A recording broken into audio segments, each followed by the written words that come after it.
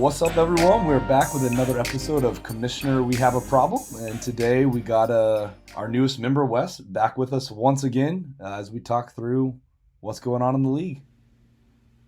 Thanks for having me. Thanks for coming. Always a pleasure. Boy, do we have a lot to talk about. You've taken over the orphan in the league, and to say you've done a remodel is an understatement. However, I don't know if it increased the value of the home. So we will certainly dive into that and more. But yeah, we're in week 9 of the season, wrapping up. Monday Night Football is still happening.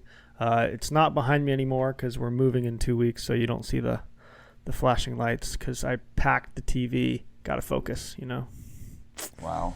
So committed. I know. Crazy. But I do want to ask Wes, just general, how are you? Anything we should be aware of what's going on in your life, good or bad? I don't know. Doing well, man. Back to work now. Kid's almost a year old at this point, so crazy. Time has absolutely flown. He's walking now. He took his first steps yesterday, so wow. Big monumental Congrats. moment. Yeah. That is big. So we're just big news in the Chatham household. What's your kid's name? Miles. Walking for miles now. He is walking for miles. That's good. Nice. That was so good, Justin. You're ready. That's probably That why was a you still dad have joke. Miles Yeah, Sanders on like- your team too, isn't it? It's hard to cut the namesake, that's for sure. Yeah, for sure. I figured. Awesome. Well, yeah, glad to have you on the show. Let's flip over and check out what's happening in the league. Like I said, week 9. Yeah, it's been interesting. Has it?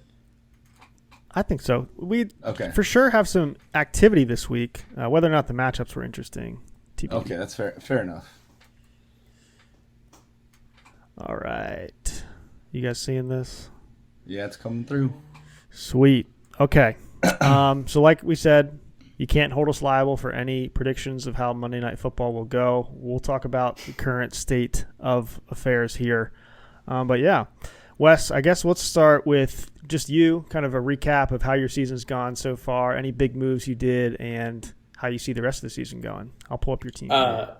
Yeah, my season's gone great, exactly how I planned it. I really only had one win that I targeted on the schedule, and that was against Logan, and I got that one. So mission accomplished. We're hanging the banner.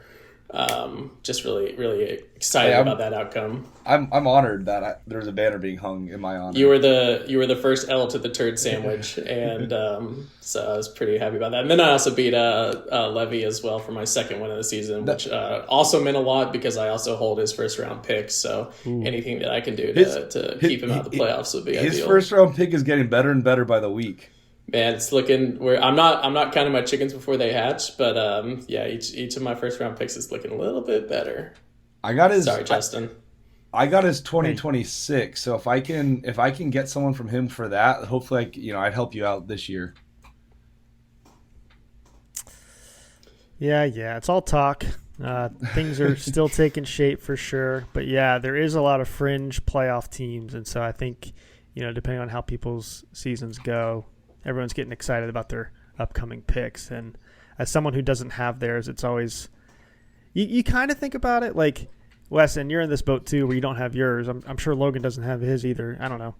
But I'm good with the pick I have. Yeah. I'm so sure it's you like are. yeah. You kind of think about it when you make moves like, oh, like what's this doing? What's the person who has my pick doing? Usually if you're like on the fringe, you're not really thinking about that. Definitely not when you're competing. But Wes, hate to break it to you, but your team's at the bottom here. So, talk to us about that dynamic of not having your pick and knowing who does have it. I mean, it's tough because, if I traded that pick, I'd be like, oh, man, what an idiot I am. I'd kick myself. But I didn't trade that pick. That pick was gone before I ever entered the league. So it's one of those, I you can't fault the house for being ugly when you bought it, That's just one thing that I've got to deal with and live with. But I've really been excited about the season because I've made a lot of great moves, and it has really opened up a lane and an opportunity for me to make some trades that I think have really bettered my team, because frankly, I don't really care how many points I get to score on a weekly basis now since I don't have my pick. So, I tried to engage Logan multiple times in fair, honest trading. I have a stockpile of picks. I mean, I literally have an arsenal of picks that is ready to be negotiated, traded for fair market value. But some people just aren't willing to trade those picks that they think are going to be the 101s. So I wanted to trade early on in the season, and you wanted to. I wanted to trade after the draft. You wanted to trade before, and our timing on when we wanted to trade just didn't work out, and that's kind of when the ships passed. So I'm good with 101 or 102 in this draft. So I'm happy with where I'm at. So yeah. So I do have a clarification question. And I wish we would have talked about this in the off season, but I can't even remember if this had happened. I think it did. So Wes, your stance on trading before the NFL draft, I guess, what was your angle there? Because, first time dynasty player, correct? Yes. Coming into a league where we had all had 3 seasons under our belt. And so, you ended up making a big trade. I think we talked about it in the offseason show. Amon-Ra St. Brown, Josh Allen sent to the league boogeyman. And so now his team looks crazy. You got a load of capital, like draft capital and also young players. But what was your angle specifically with negotiations with Logan and the timing of that trade?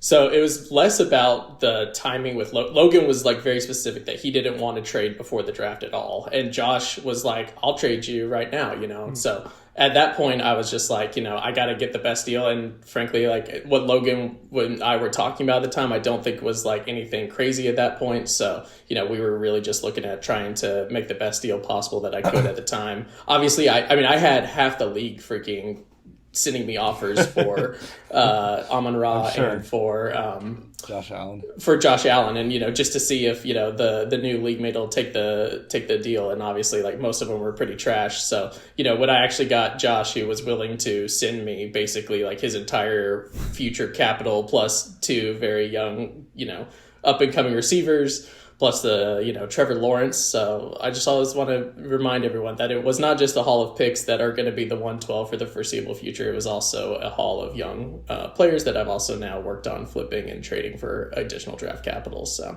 what looks to be a bad trade now, we'll see how it all shakes out come 2027. But yeah, Logan, that was sort of the position that I took. What was your best offer for Amon-Ra St. Brown? Or Josh Allen? We talked about, we never really made an offer because I was like, I kind of want to wait till after. I was planning on going into full trade talks with Wes, obviously, because I wanted to make it happen and was going to talk it through, especially for really, I wanted Josh Allen. That's who I was targeting. So I would have just tried to target Josh Allen. I think one thing we'd thrown out was, Wes's first and Brian Robinson Jr. for Josh Allen. That, again, that's it was thrown out. We talked about it, but we never really had a serious offer because I was, again, I wanted to wait till after the draft. And so in these negotiations, were you guys both valuing Wes's 2025 pick as 101, 102, 103, knowing what was about to happen? We figured it was going to be. I wasn't necessarily thinking of it as 101. I was like, sure. It'll be low, but I don't know what. I was still assuming Riley would be 101. But I wouldn't even really say we had negotiations. Negotiations. I was kind of like, hey, I want to wait till after the draft, and Wes was like, all right, that's fine. I want to trade now, but so when he did trade, I was a bit bummed, especially because it was to Josh. But Josh knew he had to act fast to really lock down the league. Which is funny because rarely does he act fast. I feel like you can send him something and you can go days, but when he strikes quick. And that was definitely an off-season trade that not many people saw coming that early. February 26th. The Super Bowl was 3-4 weeks before that. I wasn't after even my thinking. birthday too. It's a tough one. And Josh and I had negotiated for probably at least a week, if not more. So it wasn't a very fast-moving trade. We went through many iterations. The first iteration of that trade was even. That's 1 day for everyone else. Right. Well, I think Josh and I think there's the legend of Josh and Corey trading. I think their trade talks lasted 4 or 5 months. So 1 week that's lightning. Yeah. Well, fair enough. I wasn't aware that I've not traded with Josh since. I don't think I have anything else of value to Josh, to be honest. Interesting. Yeah, and the thing is, again, I want running back in this draft, and that's what I kind of value. And I think you're going to get more value out of what you have than what I have. So it just feels like sticking with what I have, whether it's 101 or 102. This is the deepest running back draft in a long time. And it's funny, we talked about this last year. Blake was talking about it the other day. Like, had he not traded Riley for the 101, he would have got Brian Thomas Jr. So it's like, yeah, we think these again. Like, I'm excited about the 102, but who knows? Like, it could be a total flop. So, you never know. And, yeah, just rolling with it. I'm not saying Brian Thomas Jr. is the best receiver of this class. Obviously, Neighbors looks really good, but compared to Odunze and compared to Marvin Harrison, Brian Thomas is looking just as good as that class. So that was a great pick with the number 8 overall, and I was really ecstatic to get him, to be honest. And it was really hard to pry him away from me, to be honest. That was a trade I made a couple weeks ago with Ryan. You got a haul for him. I got a haul for him, but man, it's like you draft your first good player, and it's tough to be like, oh man, I really wanted to keep that one good guy that I was right about. But yeah, that's tough. That was literally your first pick in this league here. You took him at pick 108 there, but looks like you do have some of those assets you did draft as well. So you got Drake May sitting there, AD Mitchell. Still sad about May. Mitchell less so. You traded away AD Mitchell and Jalen Polk. Polk. That was the one that Riley just won 0 points, so he's trading away players for nothing. Yeah, we'll talk about that. And then you got Jermaine Burton as well. Burton, who may be on football. Sanders has shown a little something. And I was always high on Sanders. As a Texas fan, loved Jatavian. Was surprised that Sanat went ahead of him in the NFL draft. So hoping that, if the Carolina Panthers can ever figure out what they're doing at quarterback, that Sanders will end up becoming a legitimate tight end. Yeah. Yeah, time will tell. I know tight ends traditionally take a long time to develop. Now, people like Sam Laporta, Wonderkins, they do well, but now they stink this year, so it all catches up, right, Logan? Yeah, I don't know. No comment. Yeah, no comment. Well, I do want to comment on Wes's place in the standings in 12th right now. Now, listeners, we do our bottom half of the standings sorted by max points for. So the dilemma here is if you're not making playoffs, of course there's some fringe teams that are making the push to try to make it into the top 6. But if you fall short of that, if you have a high max points for, it goes in descending order. So for example, the person who is out of playoffs but has the most max points for, they're going to get the pick 106. And then the person with the least max points for is getting 101. So Riley and Wes have been pretty much at the bottom of that in our standings.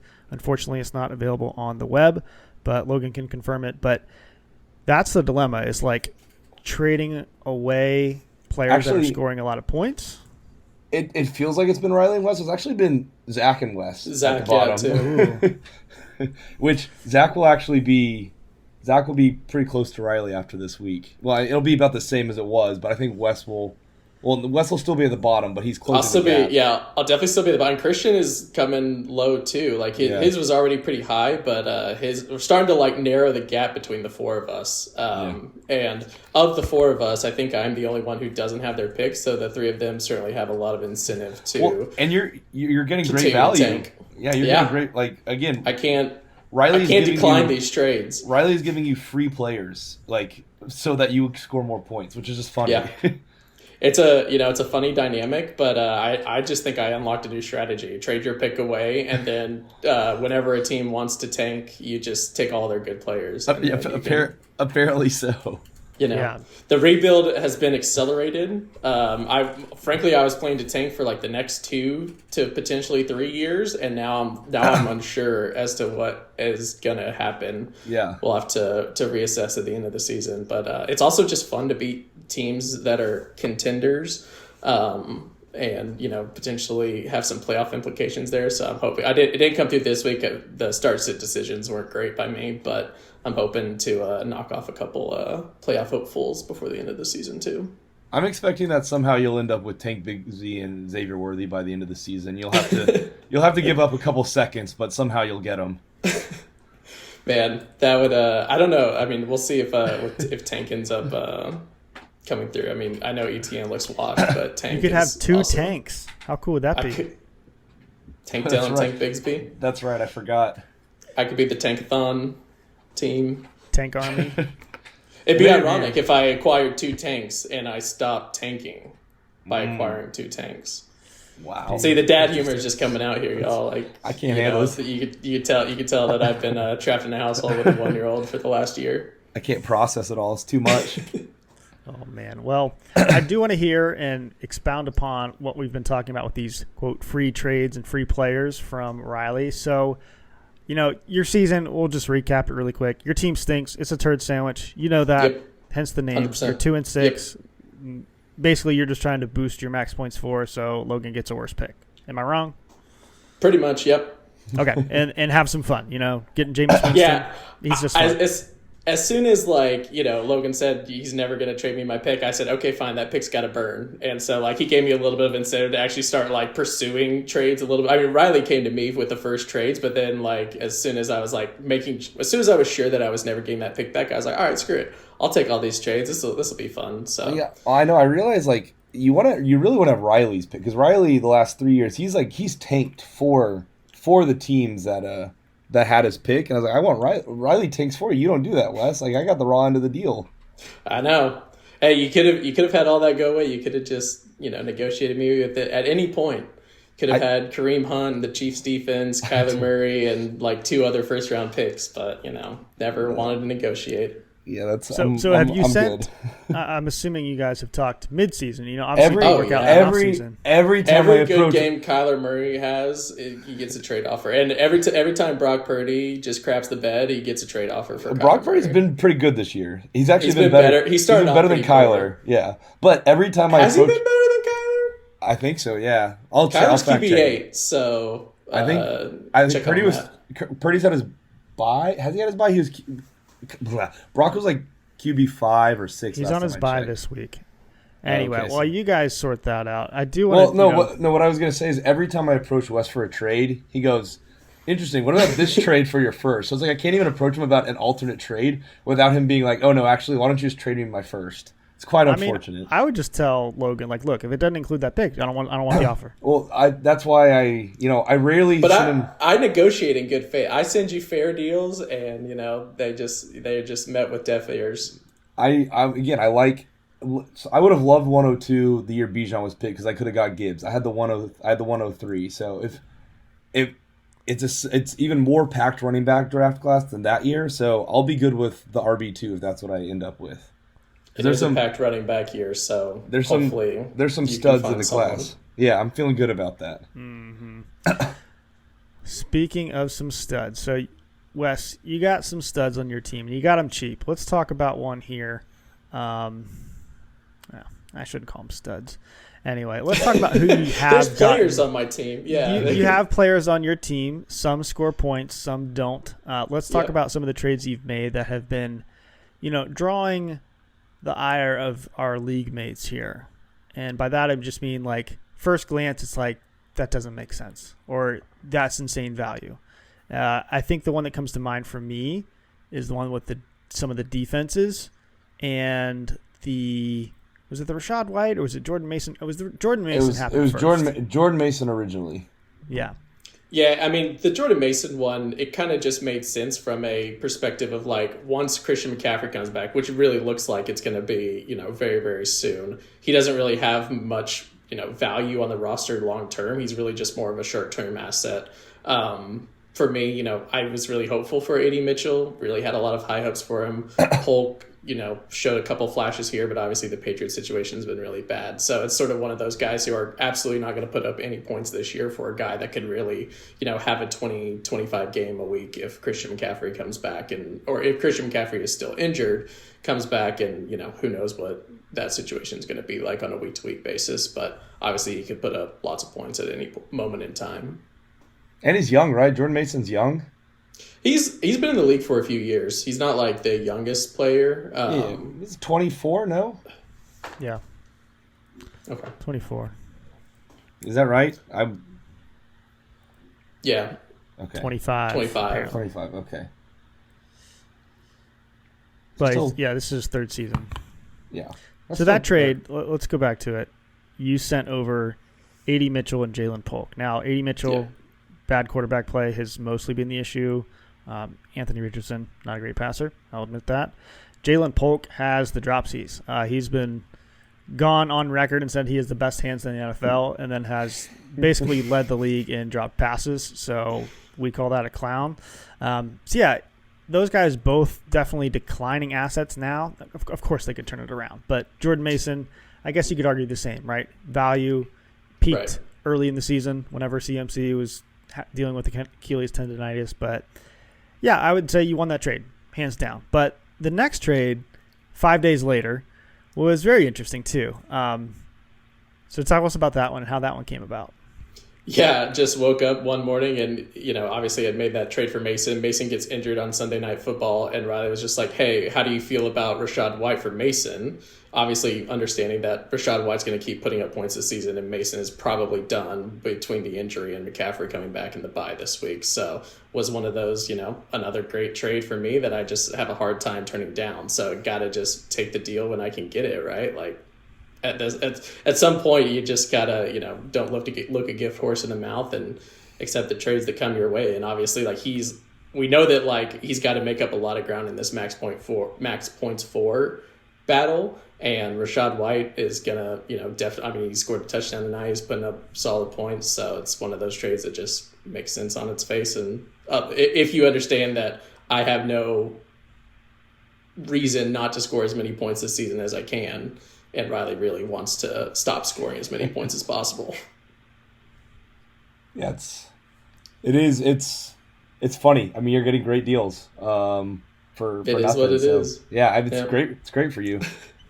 It's just like it's hard to turn down. They're ones that when I negotiate with the two of you, it's like pulling teeth, and we negotiate for days. And this one, you wake up to it and you're like, I'm going to accept that deal. Like there's really not two thoughts about that. So mean, I think Riley definitely values Genty as like a generational type running back, and if the Cowboys end up drafting him and he goes to a team where he's going to be the stud number one, like who knows? Like that dude seems pretty unstoppable. So Riley can score 90. He can score 90 points a week after that. Yeah, we'll let Riley get on the show to defend himself for sure, because these deals are tough for you to say no to.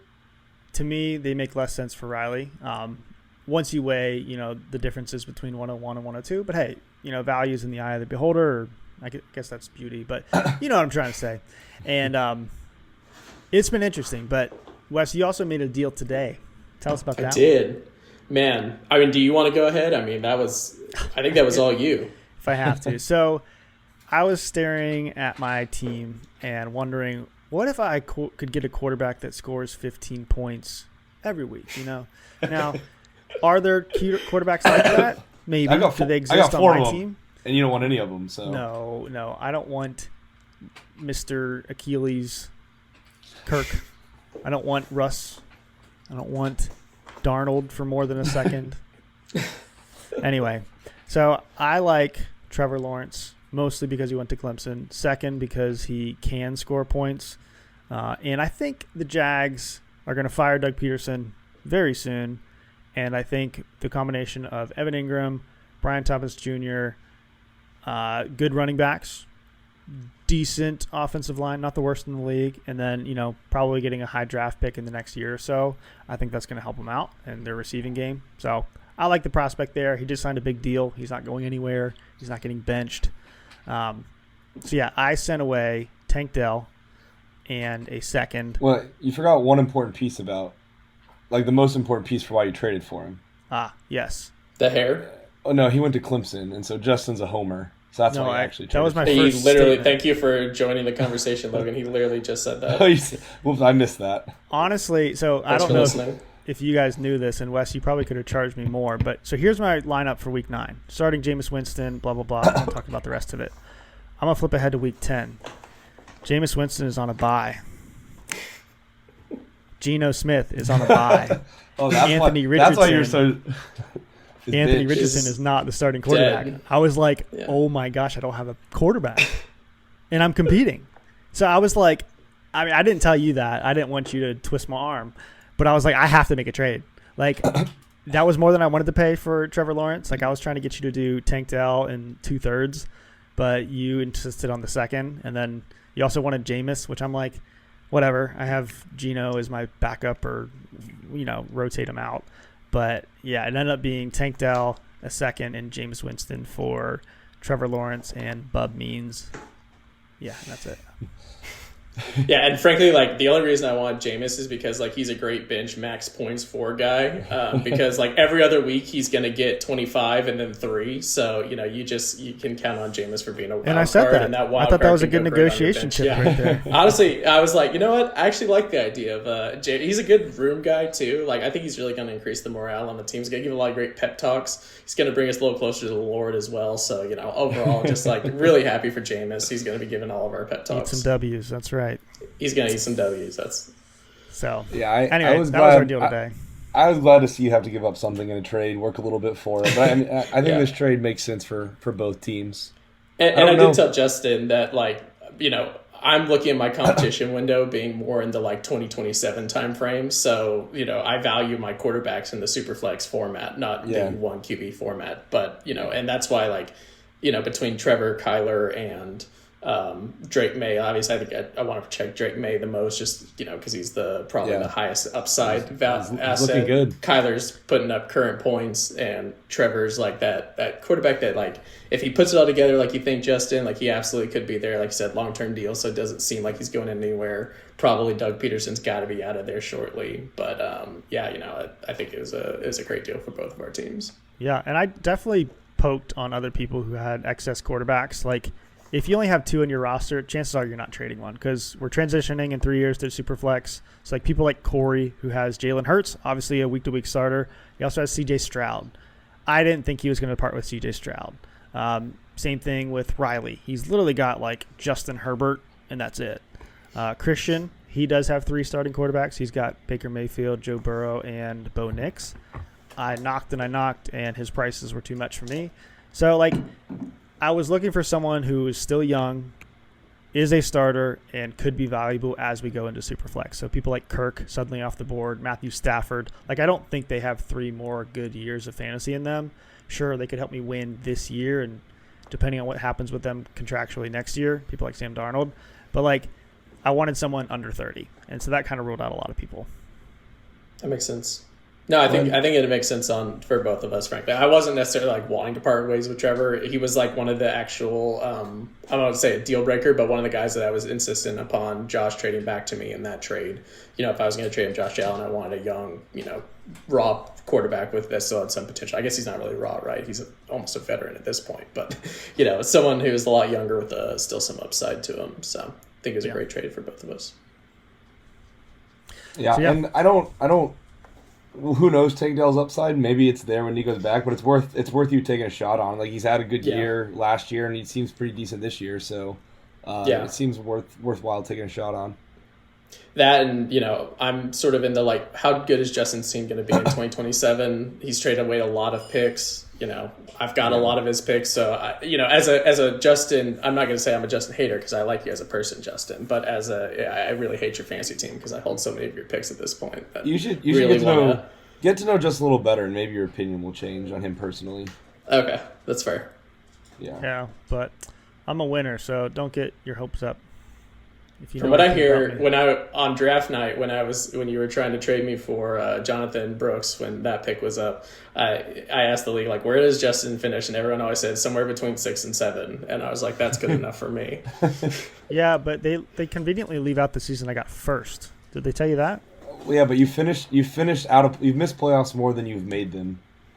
Logan, I've won more fantasy championships than you have in your life. That doesn't change where your draft picks end up every year. It's going to be bottom 6 this year. Mark my words. Bottom 6, as in 6 through 12 or 7 through 12 or 1 through 6? I'm going to make playoffs, to be clear. Okay. I actually think you're going to make playoffs this year, which will break the trend.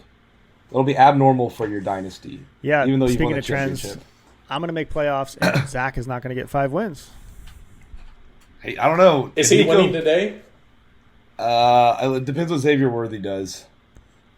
Oh, he is going to win. Dang it. I should have taken that back.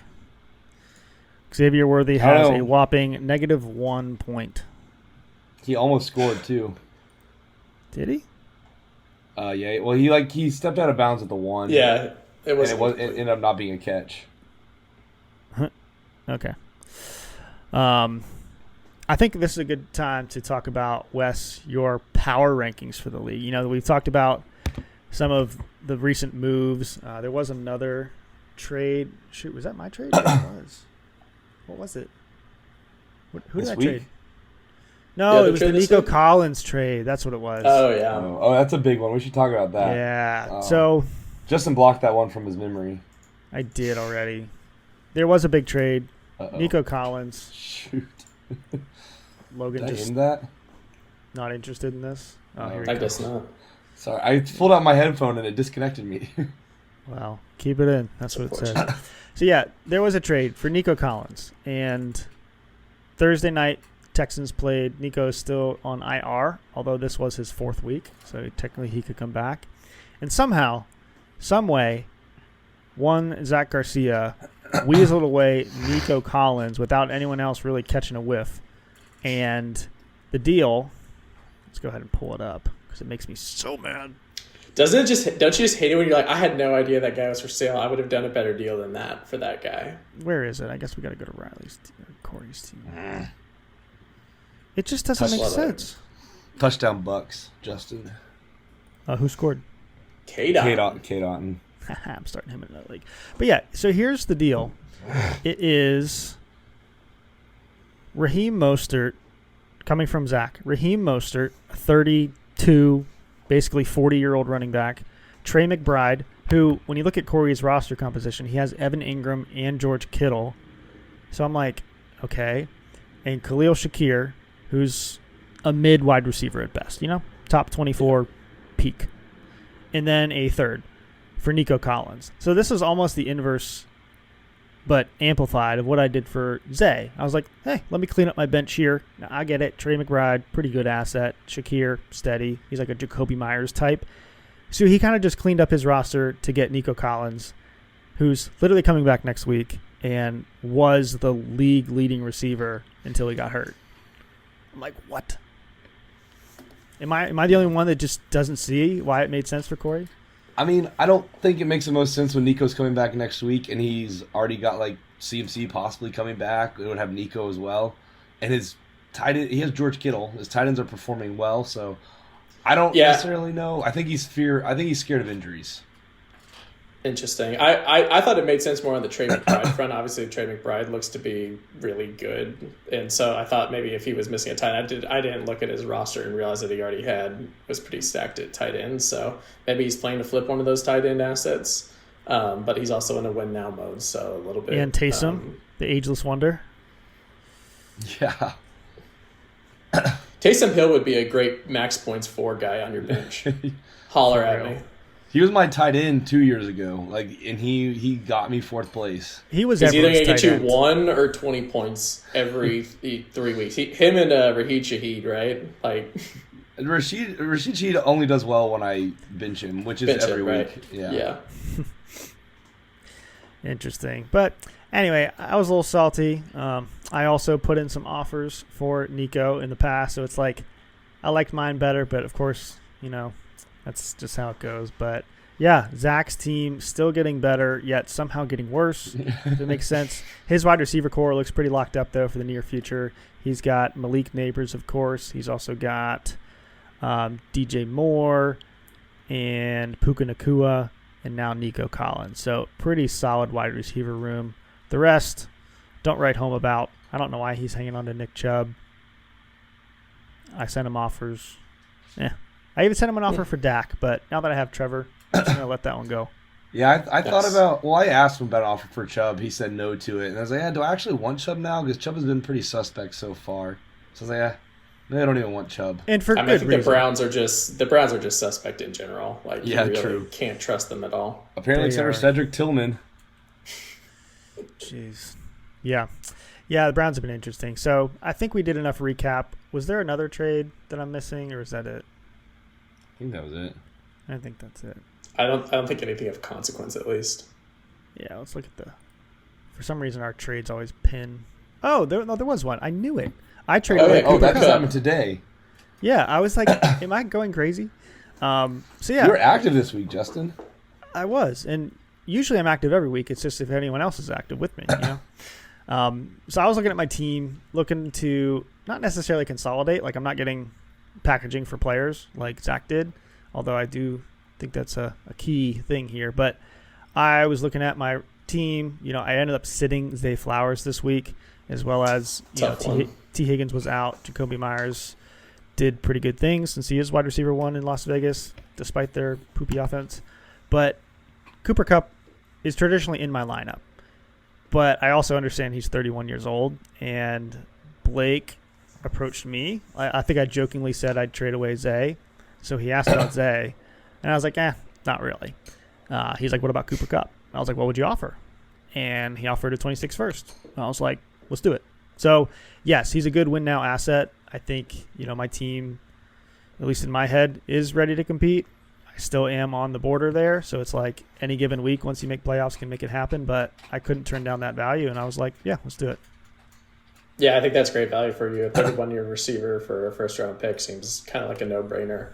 Especially it's not like, Blake's team is obviously better now, but I don't know if that necessarily vaults into like top competition for the next few years so much so that pick's going to be like a low first rounder by any means. He's good this year, so it's like he's paying a first for maybe 2 years. I'll be surprised if it's 3, so it's really going for it this year.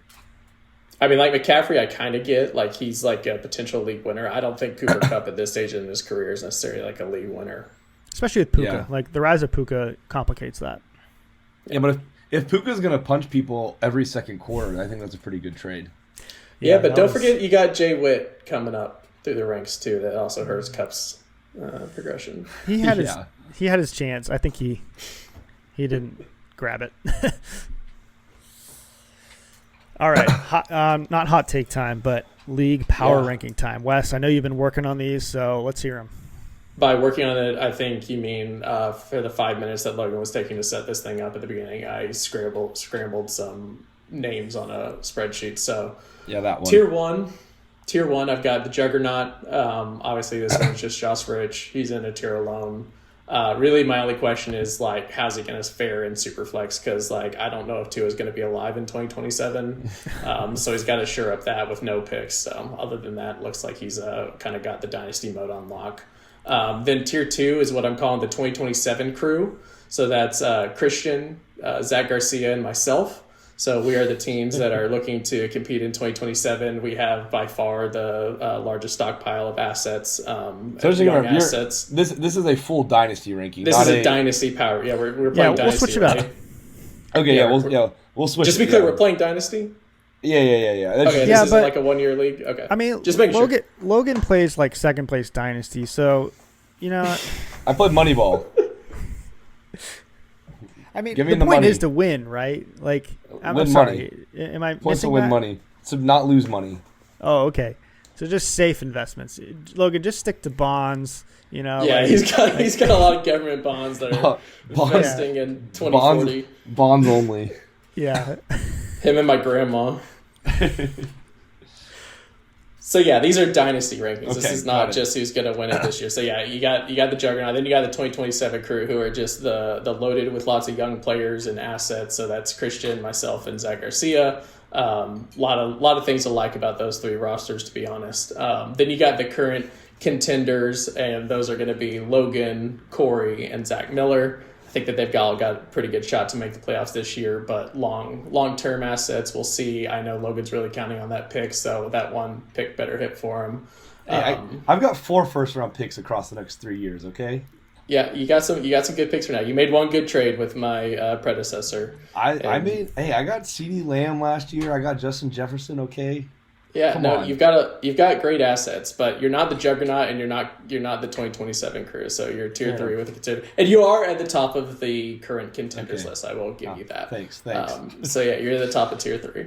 And then I've got the no man's land, the teams that are not currently competing on a high enough level to compete with the Juggernaut and the current contenders, and have traded away a lot of their assets and picks, and are currently looking rough for the 2026 and beyond landscape. And they better hope that they've got some good quarterbacks coming for Superflex. So that's Ryan, Riley, Blake, Justin, and Levy. Wow. I don't know if Zach's gonna know what to do with himself being in tier 2. Like he might I don't know. I don't know how he's going to react to that. Frankly, this was the thing that I just had to rank myself not at the bottom. So this is the way that I finagled myself out of the bottom-most turd tier of ranking. So this is the fun. And yeah, Zach. I mean, if you look at Zach's team, he's got a lot of assets. He's got a lot of young players. So it's promising. Zach's team should be good on paper. I swear, Zach's cursed. I say it every week, but I don't know. I don't know why. I'm not saying he's not going to screw it up by 2027, but like projections for 2027 look good at the moment. So my biggest question mark on this one is actually not myself being in the bottom tier. It is Ryan. I want to know. Yeah, Ryan was literally at the top of tier 4, and I was like struggling to put him into tier 3 of the current contenders because he's like currently contending, but at the same time, like he's traded away so many assets. Yeah, so but he almost has to be in no man's land. But like, look at the youth on his team. Like he's got Jaden Daniels, who literally is a rookie. He's got Brian Thomas Jr. Chuba's not old, right? Isn't Chuba young? Yeah, he's 24, 25. So like yeah. He's about to hit his first big contract in the NFL. So like he's probably going to get a 2 to 3 year deal. Like no big deal. But then like Brian Thomas Jr., elite wide receiver already. Cade Otton has been really consistent. Tyrone Tracy is going to be New York's running back 1. Terry McLaurin's not old. He's probably 25. He's pretty old. He's got to be like 27. He's 29. He's 29? Yeah. He's really old. Holy, he's been in the league that long? But he's wide receiver 6 on the year, which is crazy. Wow, that's my shocking news of the day. So he is a little Terry old. McLaurin was young. But if I still had Mason, I'd trade him for him. But here's the thing. So he's got a second quarterback, Jared Goff. He's not going anywhere. He's only 30. And he's got Blake Corum, who could be relevant. I don't know. Jalen Wright. Keon Coleman's flashed. Deontay Johnson's still kicking. If Terry McLaurin doesn't count, Deontay Johnson doesn't count. Yeah. Okay.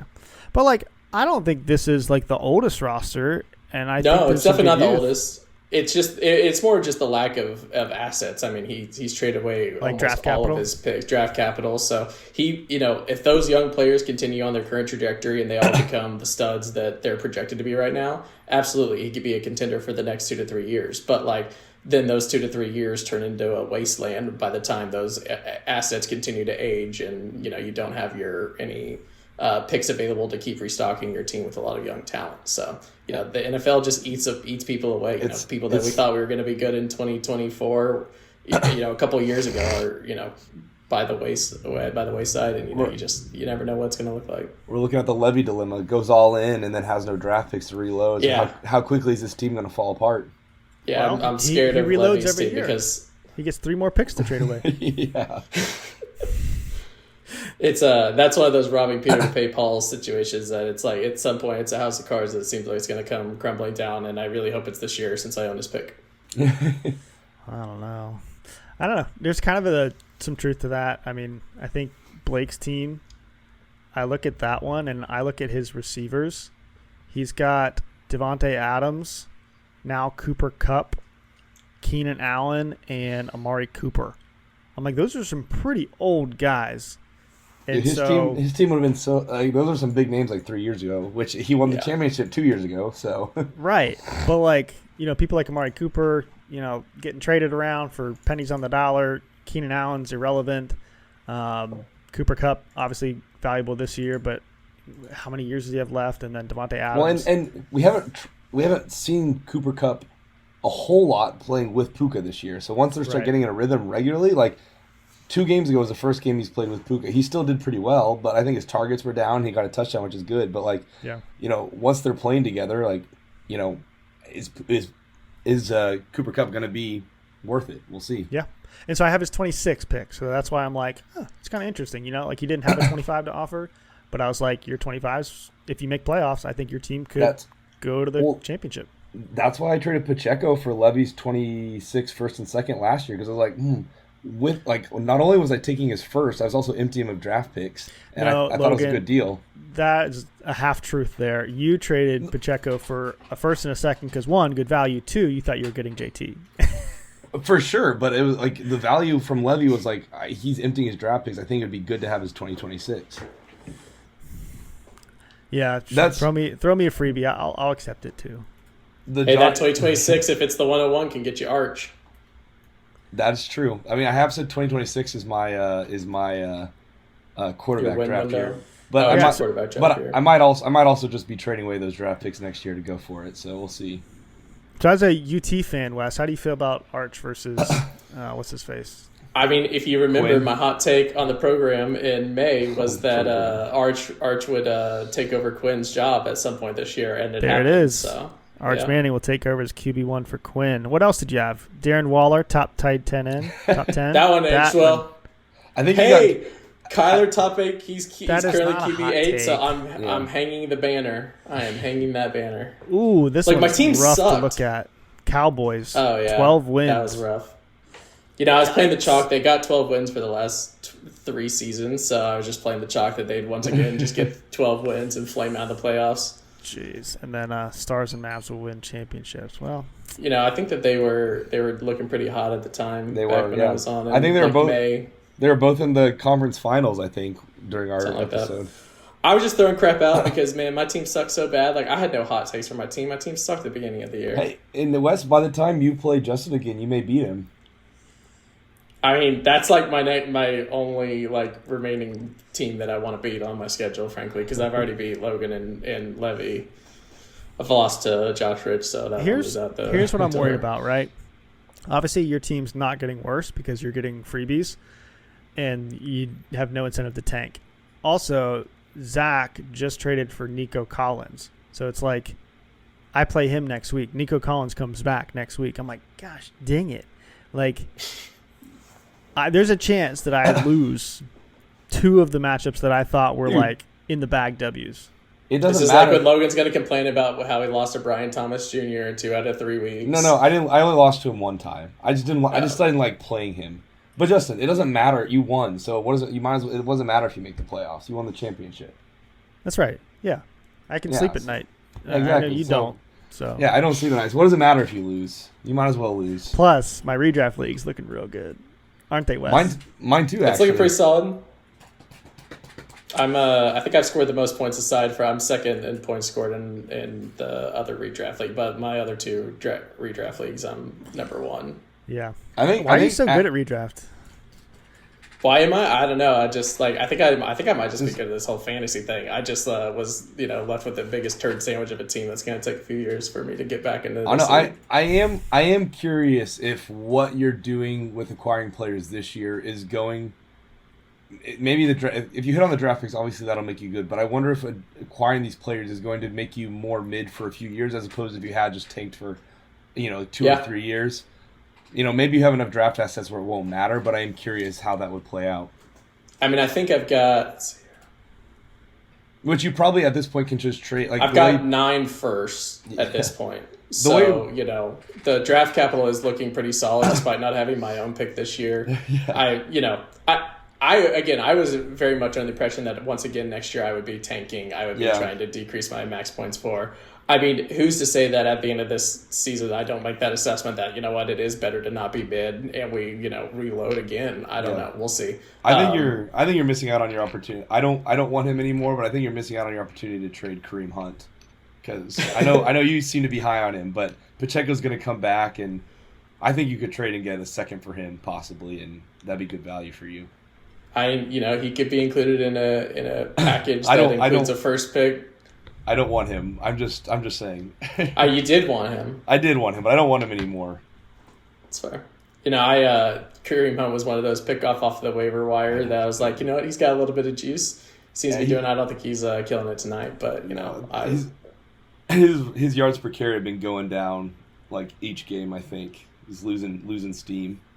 Yeah, but he's the goal line back. It's even true. when Pacheco comes back, Kareem Hunt's going to be scoring those touchdowns. So, yeah. Running back was by far my weakest point on my roster. I have actually somewhat solid receivers. I've got a tight end that scores decent amount of points. I usually don't start that tight end, and they're usually on my bench, but that doesn't really matter. Najee's actually having like a bounce back year. He's having a really good year. Najee Harris has been solid. No. So. See, Najee never faltered. He's had 1,000 yards every single season. I know. Yeah, But he's consistently average. Weren't his yards per carry pretty bad last year, though?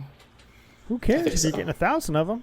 Yeah. It doesn't really matter. Well, I mean, as a running back, fantasy. it's yeah, but I just mean as a general running back, you're not very good if you're having bad yards per carry. But I think his yards per carry are actually pretty good this year. I'm going to fact check all of this. Don't worry.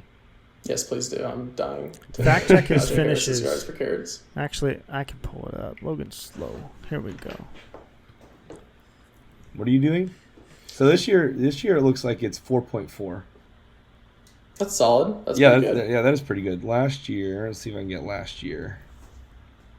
I don't know how to work the ESPN website. How did I change the year?